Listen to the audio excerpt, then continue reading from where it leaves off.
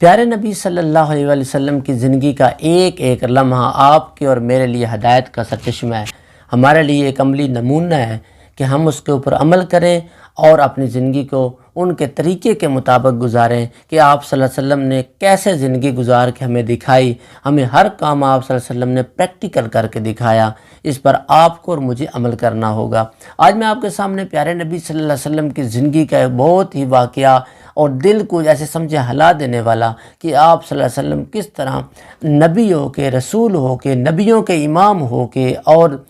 دو جہانوں کے سردار ہو کے کس طرح صبر و تحمل کیا کرتے تھے، جس طرح صبر کیا کرتے تھے، اللہ کے اوپر کسی قسم کا شکوہ نہیں کیا کرتے تھے۔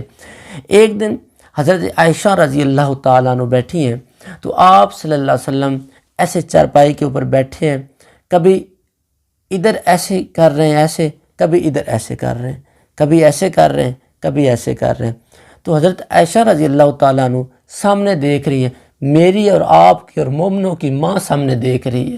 وہ دیکھ رہی ہے کہ کیا کیفیت آ رہی ہے پیارے محبوب پر۔ تو آپ صلی اللہ علیہ وسلم کھڑے ہو جاتے ہیں، کھڑے ہو کے پیٹ کو ساتھ لگا کے نا ایسے کسی چارپائی کی سائڈ پہ ساتھ لگا کے ایسے ہو جاتے ہیں، کبھی ادھر ہو جاتے ہیں۔ تو عائشہ رضی اللہ تعالیٰ عنہ میری اور آپ کی ماں، مومنوں کی ماں عائشہ صدیقہ، وہ رو کر پوچھتی ہیں، پیارے محبوب کیا بات ہے، میرے سر کے تاج کیا بات ہے، آج آپ اس طرح کیوں ایسے ایسے کر رہے ہیں، کبھی ادھر گرتے ہیں، کبھی ادھر گر رہے ہیں۔ تو میں تو بہت پریشان ہو چکی ہوں کہ آج اللہ کا محبوب کس تکلیف میں ہے، کس پریشانی میں ہے۔ تو وہ پوچھتی ہیں تو میرے نبی صلی اللہ علیہ وسلم کی زبان سے الفاظ نکلے، آپ کے اور دل میں بیٹھ جانے چاہیے، آپ کی اور میرے دل کے اندر، اور اس کو ہمیں سمجھنا ہوگا کہ پیارے نبی صلی اللہ علیہ وسلم کس طرح صبر کر لیا کرتے تھے۔ میں صبر کے موضوع پہ آپ کو سبق دینا چاہتا ہوں کہ پیارے نبی صلی اللہ علیہ وسلم نے جب عائشہ کی بات سنی نا، جب عائشہ نے یہ پوچھا تو آپ صلی اللہ علیہ وسلم آگے سے رو پڑے، پیارے محبوب رو پڑے، آنکھوں میں آنسو آ گئے، آنسو آ کے کہتے ہیں عائشہ بھوک بڑی لگی ہوئی ہے، بھوک بڑی لگی ہوئی ہے، آج تیرے محبوب کو بھوک اتنی لگی ہے، بھوک نے آج ستا لی ہے۔ حضرت عائشہ رضی اللہ تعالیٰ عنہ کہتی ہیں کہ پیارے محبوب آپ ہاتھ کھڑا کیوں نہیں کرتے، آپ اللہ کے سامنے عرض کیوں نہیں کرتے؟ اگر آپ عرض کریں گے تو اللہ تعالیٰ تو آپ کی دعا کو رد نہیں کرتا۔ اللہ تعالیٰ کے سامنے آپ گڑ گڑا کے آپ اللہ کے سامنے اگر ایک مرتبہ ہاتھ اٹھا دیں گے تو پہاڑ جو ہے وہ سونے کے بن جائیں۔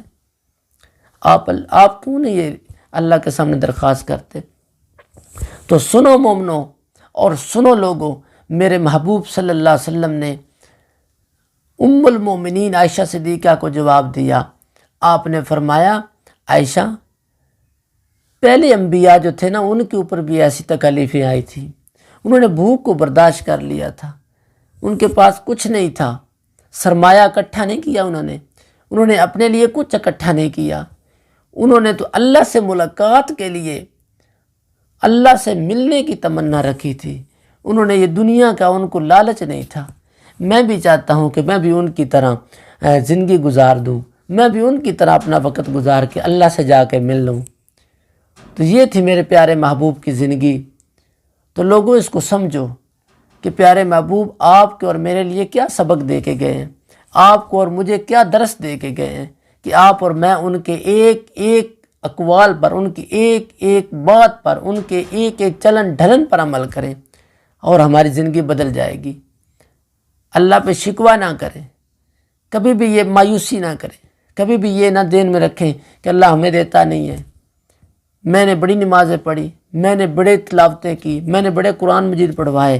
لیکن اللہ تعالیٰ میری سنتا نہیں، نہ یہ زبان سے کبھی بھی لفظ نہ نکالیں۔ یہ مایوسی والے ہوتے ہیں۔ جب یہ مایوسی ہوتی ہے، نا امیدی ہوتی ہے، اللہ سے نا امیدی کبھی نہ رکھیں، اللہ کے اوپر پکا یقین رکھیں کہ اللہ تعالیٰ تمہاری باتوں کو، تمہاری دعاؤں کو سنتا ہے اور اس کا جواب بھی دیتا ہے، اور انشاءاللہ اگر آپ اللہ کے اوپر توکل رکھیں گے، پکا یقین رکھیں گے تو انشاءاللہ دنیا اور آخرت میں آپ کے لیے نجات کا ذریعہ بن جائے گا۔ دعاؤں میں یاد رکھیے۔ نیکسٹ ویڈیو کے ساتھ حاضر ہوں گے، تب تک کے لیے اللہ حافظ۔